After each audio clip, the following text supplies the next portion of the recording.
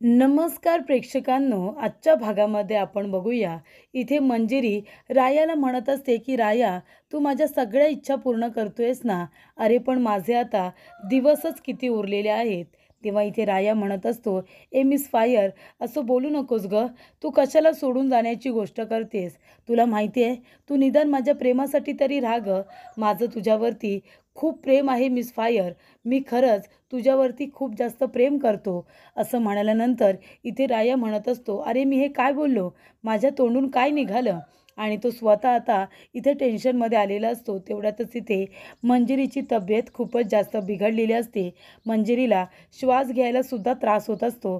तेव्हा इकडे राया खूपच जास्त घाबरतो आणि तो डॉक्टरांना आवाज देतो.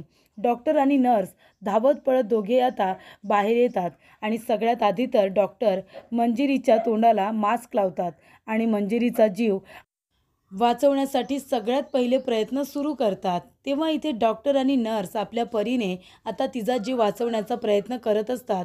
आपला 100% ते देत असतात मंजिरीला वाचवण्यासाठी.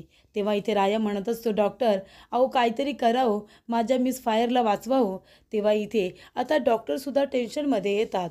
ते सुद्धा मंजिरी कधी एकदा त्यांच्या कंट्रोलमध्ये येते, ती इकडे ट्रीटमेंटला रिस्पॉन्स करते याची वाट बघत असतात. कारण जर मंजिरीला काही झालं तर राया पूर्ण हॉस्पिटल डोक्यावरती घेईल, कदाचित रागाच्या भरामध्ये जाळूनसुद्धा टाकेल अशी भीती डॉक्टरांना असते. आणि जेव्हा इथे आता डॉक्टर बघतात की मंजिरीचा जीव आता वाचलेला आहे, ती कंट्रोलमध्ये आलेली आहे, तेव्हा इकडे जेव्हा राया विचारतो की डॉक्टर सांगा ना, कशी आहे माझी मिस फायर, ती बरी तर होईल ना. तेव्हा इथे डॉक्टरांच्या चेहऱ्यावरती सुद्धा स्माईल आलेली असते. डॉक्टर म्हणत असतात की राया दादा, घाबरण्याचं काही कारण नाही आहे. आता मंजिरी बरी आहे, ते आता संकटातून बाहेर निघालेली आहे. तेव्हा इथे राया आता मनापासून डॉक्टरांना थँक्यू म्हणत असतो. तो म्हणतो की डॉक्टर, थँक्यू सो मच, तुमचे खूप खूप आभार, तुम्ही मिस फायरचा जीव वाचवलात. तेव्हा इथे डॉक्टरसुद्धा इथे रायाला खुश बघून त्यांच्या चेहऱ्यावरती सुद्धा आनंद येतो. कारण त्यांना माहिती असतं की राया मंजिरीसाठी किती व्याकुळ होतो. त्यामुळे इथे आता मंजिरीचा जीव वाचल्यानंतर राया इथे खूप खुश झालेला असतो. राया म्हणत असतो, ए मिस फायर, अगं काय होतंय तुला, तू कधी बरी होशील? तेव्हा इथे राया म्हणतो की तुला त्रास देणाऱ्यांना मी सोडणार नाही आहे. आता याच्यावरती, तुझ्या आजारावरती एकच व्यक्ती तोडगा काढू शकतो आणि तो म्हणजे प्रशांत. कारण त्यानेच हे औषध दिलेलं आहे, त्याच्यामुळे त्याच्याकडे नक्कीच काहीतरी तोडगा असेल. तुला बरं करण्यासाठीचं औषधसुद्धा त्याच्याकडेच असेल. तेव्हा इथे रायाला आठवतं, ज्या वेळेला तो मंदिरामध्ये गेलेला असतो तेव्हा इकडे प्रशांत म्हणत असतो की हे देवा, मला माझ्या चुकीचं प्रायश्चित्त करू दे. आणि त्या ताटामध्ये एक चिठ्ठी असते, पण रागाच्या भरामध्ये राया त्या चिठ्ठीकडे काही लक्ष देत नाही. त्याच्यानंतरला इकडे मार्केटमध्ये सुद्धा तो सतत सांगण्याचा प्रयत्न करत असतो की मागे बघू नका, पुढेच बघत राहा, नाहीतर माझी बाहुली माझ्या हातातून निसटून जाईल. तेव्हा इथे रायाला कळतं की प्रशांत नक्कीच काहीतरी सांगण्याचा प्रयत्न करत होता, रायाची मदत करण्याचा प्रयत्न करत होता. तेव्हा इकडे राया आता डिफिकल्टला फोन करतो आणि म्हणत असतो की हे डिफिकल्ट, लवकरात लवकर जायचं आणि तो जिथे कुठे प्रशांत असेल ना, प्रशांतला उचलून माझ्याकडे घेऊन यायचं. मला त्याच्याशी बोलायचं आहे.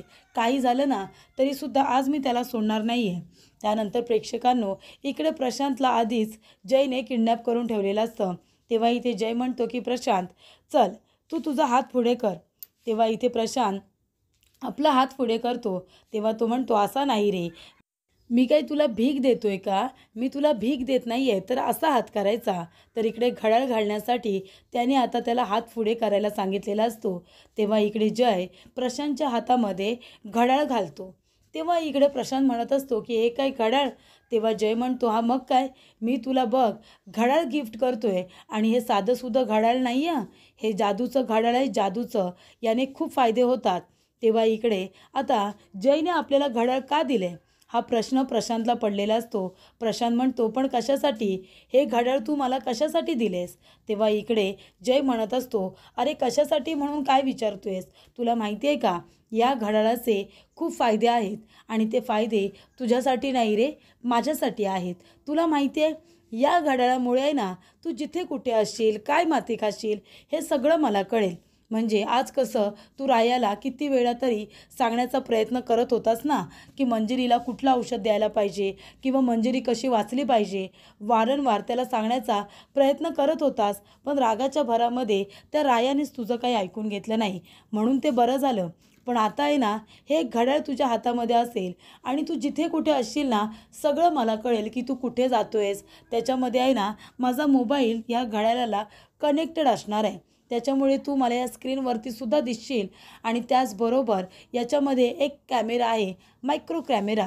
त्याने तू मला स्क्रीनवरती दिसशील आणि मोबाईलला कनेक्ट असल्यामुळे तू काय बोलतोयस, काय नाही बोलत, हे सगळं मला त्याच्यावरती ऐकू येईल. कळलं तुला? त्याच्यामुळे आता माझ्या जीवाला भीती नाही आहे की तू रायाला कुठेतरी भेटशील आणि सगळं सत्य सांगशील.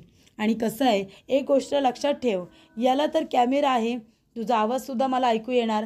पण जर तू तरीसुद्धा मला धोका देण्याचा प्रयत्न केलास तर मग माझ्याकडे अजून एक छोटं घड्याळ आहे आणि त्याला एक बॉम्ब आहे.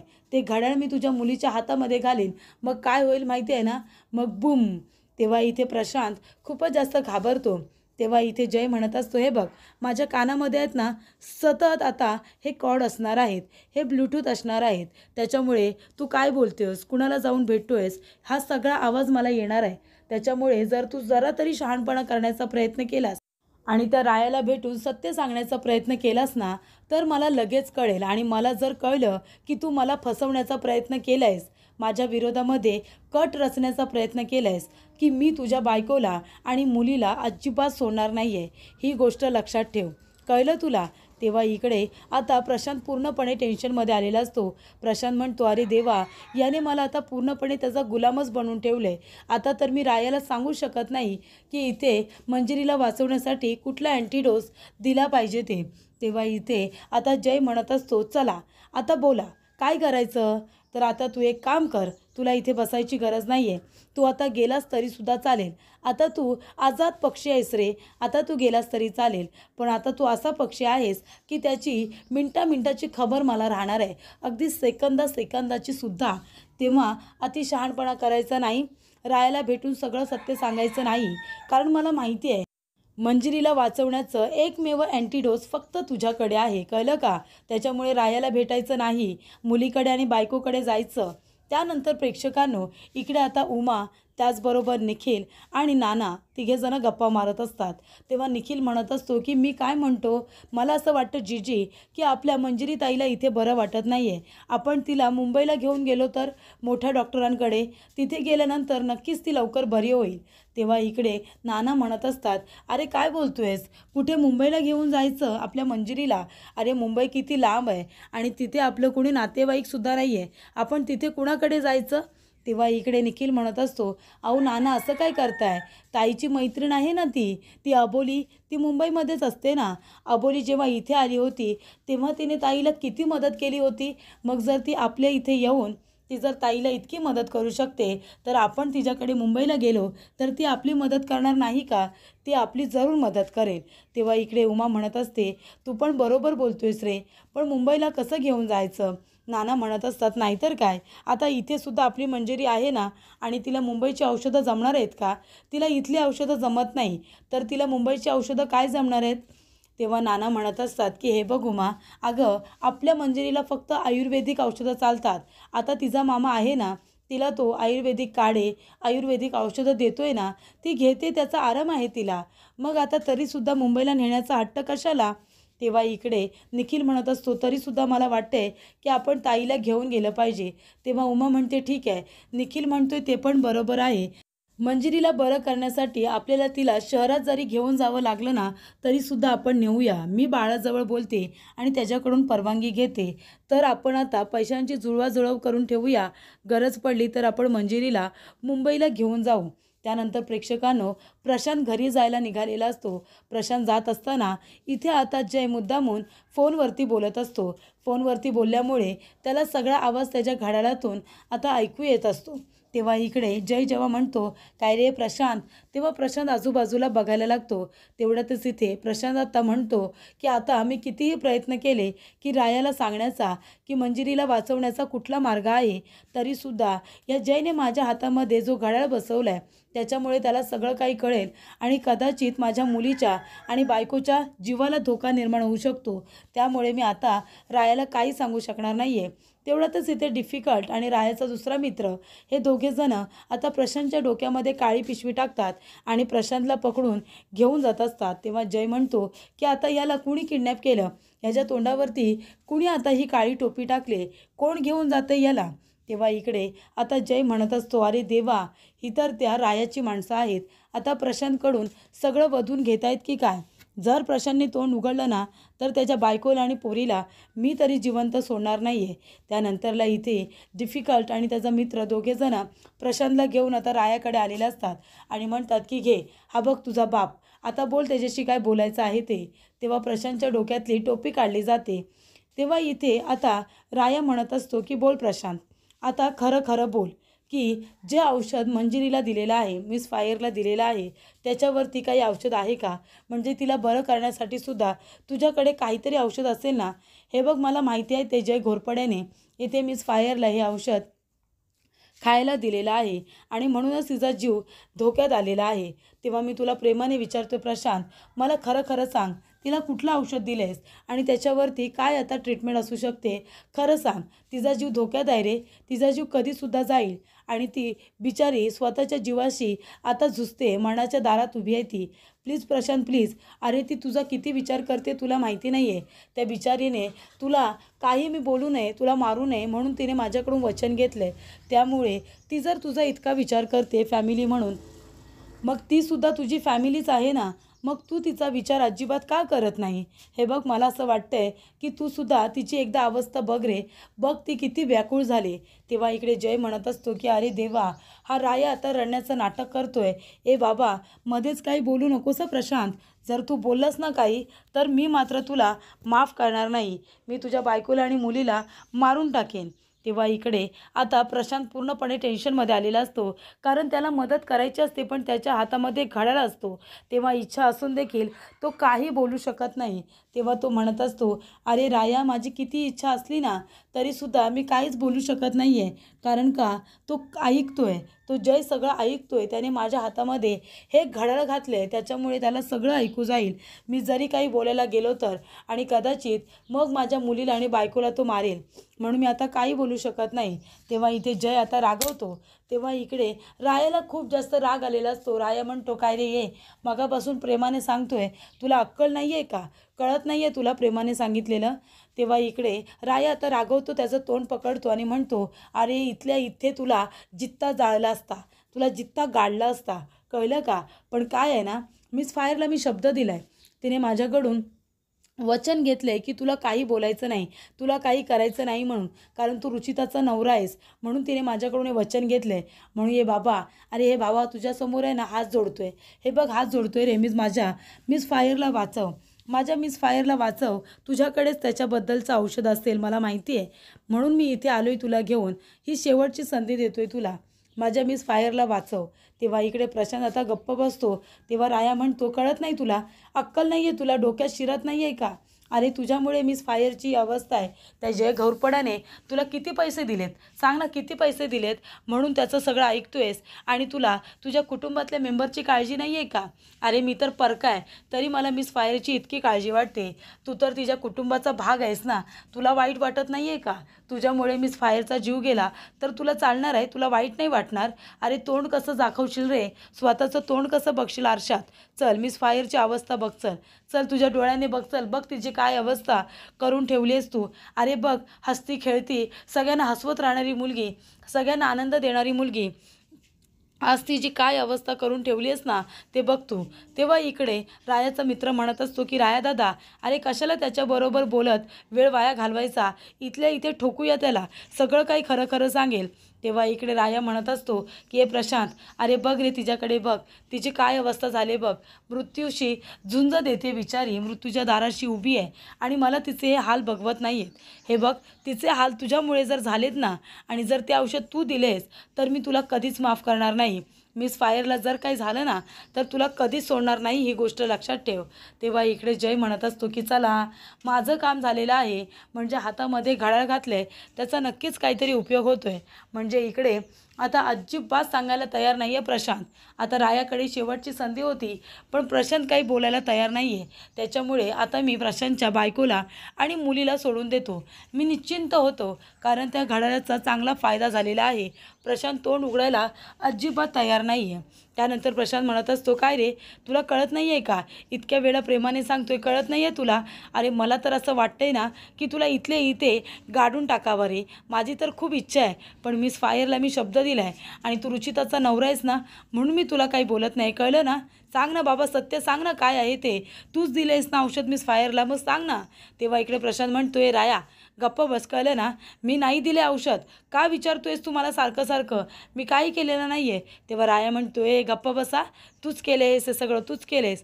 तूच त्या घोरपड्याला औषध दिलेस, मला माहिती आहे ना. आणि तो घोरपड्या त्यातली एक एक पुडी तो इथे मिस फायरला देत होता. तेव्हा इकडे आता प्रशांत म्हणत असतो, मी काही केलेलं नाही आहे, मी नाही दिले औषध, कळलं ना? मी काही चुकीचं काम केलेलं नाही आहे. आणि तो बोलता बोलता सतत घड्याळाचा हात वरती आणत असतो आणि तोच हात जास्त पुढे करून बोलत असतो. आणि प्रशांत बोलता बोलता इथे रायाला खुणावत असतो की हातातल्या घड्याळाकडे बघ, तो घड्याळ मला जय घोरपड्याने घातलेला आहे. तेव्हा इकडे आता रायाला काही कळत नसतं. रायाला उलट प्रशांत बोलत असतो तर राग येत असतो. तेव्हा इथे राया म्हणतो, हे सोडणार नाही तुला, कळलं ना? काय बोलतोयस काय तू? तेव्हा प्रशांत म्हणतो, मी जे बोलतोय ते योग्यच आहे. अरे मी तुझ्यासारखा खुनी नाही आहे, तुझ्यासारखा गुन्हेगार नाही आहे, कळलं ना? आणि जर मी गुन्हा केला असेल ना तर तो पांडुरंग आहे ना, तो देव आहे ना, तो मला माझ्या गुन्ह्याची शिक्षा देईल, कळलं का तुला? मी जर काही चुकीचं केलं असेल ना तर मला माझ्या गुन्ह्याची शिक्षा मिळेल. तेव्हा इकडे आता प्रशांत बोलता बोलता घड्याळाचा हात दाखवतो. तेव्हा राया त्याच्याकडे बघत असतो आणि तो मनामध्ये विचार करत असतो की ह्याला काय वेळ लागलाय का? बोलताना सारखा घड्याळाचा हातच का समोर आणतोय? तेव्हा इथे प्रशांत म्हणतो, मी काही केलेलं नाही आहे, मी तुझ्यासारखा गुंड नाही आहे, कळलं ना? त्याच्यामुळे मला घाबरायची गरज नाही आहे. काय करणार आहेस तू, काय करणार काय आहेस? मी तिला ते औषध जर दिलेलंच नाही आहे तर मी कबूल का करू? तेव्हा राया विचार करत असतो की याला माझ्याशी काहीतरी बोलायचं आहे, नक्कीच काहीतरी सांगायचं आहे, पण काय? तेव्हा इथे राया म्हणत असतो, प्रशांत, अरे मागच्या वेळेला तर तू माझी मदत करायला निघाला होतास ना, मंदिरामध्ये मार्केटमध्ये काहीतरी सांगण्याचा प्रयत्न करत होतास, पण तेव्हा मी रागवलो होतो म्हणून मला तुझ्याशी बोलता आलं नव्हतं. पण आता सांगणार आहे आणि मला पण माहिती आहे की तुलासुद्धा मंजिरीचा जीव वाचवायचा आहे, मग आता तरी बोल. तेव्हा प्रशांत म्हणतोय, मी काही बोलत नाही आहे, कळलं ना तुला? काही मला सांगायचं नाही आहे. मी जर काही केलेलंच नाही आहे, औषध दिलेलंच नाही आहे, तर मी काय करू? तेव्हा राया म्हणतो, काही नाही केलेस ना तू, मग चालतं हो इथून, आत्ताच्या आत्ता चालतं हो. मला तुझ्याशी काही बोलायचं नाही आहे, निघून जा इथून, चल, तोंड काळं कर, चल. तेव्हा इथे त्याचे मित्र म्हणत असतात, राया दादा, अरे असंच कशाला पाठवता याला, चांगला मारून पाठवा ना, त्यालासुद्धा त्याच्या चुकीची जाणीव झाली पाहिजे. तेव्हा राया म्हणतो, जाऊ द्या रे, मेलेल्याला काय मारायचं आता, जाऊ दे त्याला. मिस फायरला शब्द दिलाय ना म्हणून तुला हात पण लावत नाही आहे, आणि तू रुचिताचा नवरा पण आहेस ना म्हणून तुला सोडतोय. पण एक गोष्ट लक्षात ठेव, मिस फायरला जर काही झालं ना, सोडणार नाही तुला. तेव्हा प्रशांत म्हणतो, काय सोडणार नाही, काय सोडणार नाही? मारायचं आहे तुला, मला मारायचं आहे, मार ना मग, मार ना, मी काय घाबरतोय का तुला? मार मला, मार. तेव्हा इकडे आता राया प्रशांतला मुद्दामून मारत असतो आणि प्रशांतसुद्धा इथे आता दाखवण्यासाठी जयला की आमचं किती मोठं भांडण झालं ते बघ, असं भांडत असताना हळूच आता इथे आता प्रशांत आपल्या खिशातून एक चिठ्ठी काढतो आणि मार खाता खाता तो इकडे आता रायाने जे कपडे घातलेले असतात त्याला एक खिसा असतो, भांडण करता करता गळा एकमेकांचा दाबता दाबता त्याच्या खिशामध्ये त्याने ती चिठ्ठी टाकलेली असते. तेव्हा ती चिठ्ठी आता खिशामध्ये गेल्यानंतर राया म्हणतो की हे बाद झालं, चल, जर मी तुला मारलं ना तर इथे उभे राहण्याची सुद्धा तुझी लायकी नाही आहे, कळलं तुला? चल निघ इथून, निघ, चल, मला बोलायचं नाही आहे तुझ्याशी. तेव्हा इकडे जय म्हणत असतो की बरं झालं, मारा मारा, एकमेकाला हवं तेवढं मारा, पण आता मी निश्चिंत आहे. आता हा प्रशांत घाबरून काही सांगणार नाही आहे त्या रायाला, मला माहिती आहे. त्याच्यामुळे इथे आता याच्या बायकोला आणि मुलीला काही करायला नको, आणि त्या प्रशांतलासुद्धा तो कधीच माझ्या विरोधात तोंड उघडणार नाही, कारण त्याला माहिती आहे त्याने जर तोंड उघडलं तर मी इकडे त्याच्या मुलीला आणि बायकोला मारून टाकेन. तेव्हा इकडे जय म्हणत असतो की चला, माझ्या मनाप्रमाणे सगळं काही घडलेलं आहे. त्यानंतरला इकडे आता जयला वाटत असतं की त्याच्या घड्याळाचा खूप मोठा उपयोग झालेला आहे. प्रशांत आता रायाला काहीच सांगणार नाही. तेव्हा इथे प्रशांत गेल्यानंतर लगेचच राया खिशातून चिठ्ठी काढतो, तर त्याच्यावरती इंग्लिशमध्ये टेस्ट लिहिलेली असते. तेव्हा तो म्हणतो, अरे हे काय लिहिलं डिफिकल्ट? तेव्हा तो म्हणतो, वाचणार आहे. तेव्हा राया म्हणतो, अरे इंग्लिशमध्ये आहे, थांब जरा ह्या नर्सला विचारतो. तेव्हा राया म्हणतो की नर्स, जरा मला सांगता का या चिठ्ठीवरती काय लिहिलं आहे म्हणून? तेव्हा इथे नर्स आलेले असतात. त्या लगेचच चिठ्ठी बघतात आणि म्हणतात की याच्यावरती एक ब्लड टेस्ट करायची आहे असं लिहिलं आहे. इंग्लिशमध्ये लिहून दिलं आहे, ही ब्लड टेस्ट करावी लागणार आहे. पण आपल्या इथे तर अशी कुठलीच ब्लड टेस्ट होतच नाही. तेव्हा इकडे रायाला कळलेलं असतं की हे सगळं प्रशांतनेच लिहून दिलेलं आहे, ही टेस्ट करावी लागणार आहे. तेव्हाच इथे मंजिरीच्या आजारावरती औषध मिळेल. तर पुढील भागामध्ये आपण बघूया प्रेक्षकांनो, इथे रायाला खूप आनंद झालेला असतो, कारण प्रशांतने खूपच हुशारीने आणि छान पद्धतीने रायाची मदत केलेली असते आणि मंजिरीचा जीव वाचवलेला असतो. तर इथे प्रशांतने आपला चांगुलपणा दाखवलेलाच असतो. पण इकडे प्रेक्षकांनो, आता जीजी जयला म्हणत असते की जय, आता या घरामध्ये कुणीच बाहेरचं राहणार नाही, कुणीच. त्याच्यामुळे तू सुद्धा तुझी बॅग घे आणि निघून जा. तेव्हा मंजिरी म्हणते, अगं जीजी, ही बॅग तर राहिलीच की. तेव्हा जीजी म्हणते, दे ना ती पण बॅग दे आणि सगळ्या बॅग्स घेऊन इथून आता तू निघून जा, असं इकडे जीजी आता जयला म्हणत असतात. तेव्हा राया म्हणतो, बघतोयस ना घोरपड्या, गोड बोलून का होईना, पण इथे जीजीने तुला घरातून हकलून दिले हे नक्की. तेव्हा इथे रायाला आता जयचा झालेला अपमान बघून खूपच जास्त हसायला आलेलं असतं.